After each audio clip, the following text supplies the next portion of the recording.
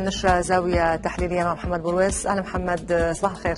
صباح الخير لينا علوش، وأهلا بكم مشاهدينا الكرام. موضوع هذه الزاوية محمد، سنسلط الضوء في الواقع على موضوع الساعة، وهو ارتفاع أسعار عدد من المنتجات الفلاحية تزامنا مع بداية شهر رمضان الأبرك، وهذا يضع بالفعل مجهودات الحكومة من أجل التحكم وكبح جماح التضخم، يضع كل ذلك على المحك. نعم محمد، نعود إليك وتفاصيل هذا الموضوع، ونبدأ بذات الخبر الذي ذكرت، حيث أكد رئيس الحكومة عزيز أخنوش أن تموين الأسواق خلال الشهر الفضيل يتم في ظروف مستقرة، مضيفا أن الحكومة اتخذت كل التدابير اللازمة لتعزيز العرض والمخزون من المنتجات الأساسية ولضمان التموين العادل للأسواق خلال الشهر الفضيل.